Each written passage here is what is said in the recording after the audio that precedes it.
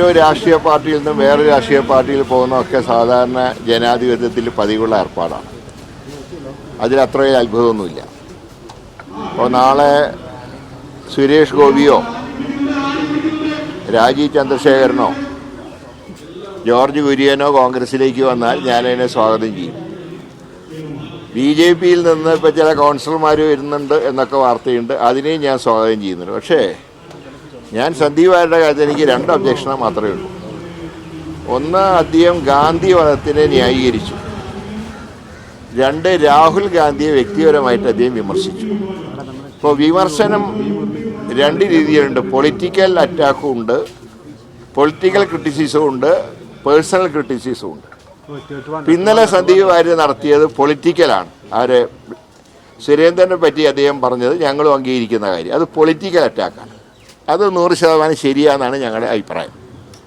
പക്ഷേ രാഹുൽ ഗാന്ധിയെക്കുറിച്ച് അദ്ദേഹം പറഞ്ഞ അതൊന്നുമല്ല. ഈ 2 കാരണങ്ങൾ കൊണ്ട് മാത്രമാണ് സന്ദീപ് വാര്യരുടെ വരവിനെ മാത്രം ഞാൻ എതിർത്തത്. പക്ഷേ പാർട്ടി ഒരു നിലപാട് സ്വീകരിച്ചു, അദ്ദേഹത്തിനെ സ്വീകരിക്കാൻ തീരുമാനിച്ചു. അത് ഇന്നലെ മുതൽ കോൺഗ്രസ്സുകാരനായി. ഇന്ന് പാണക്കാട് സാദിഖ് അലി ശിഹാബ് തങ്ങളെ കണ്ടതോടുകൂടി അത് UDF-കാരന് പോയി.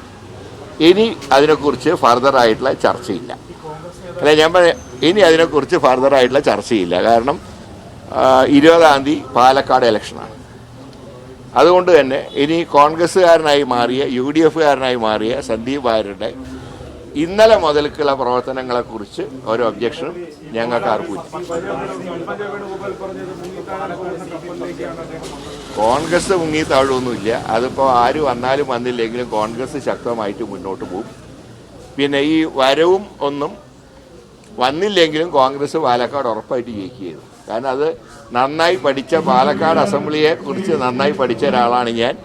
100% ഞങ്ങൾക്ക് വിജയം ഉറപ്പാണ് പാലക്കാട്.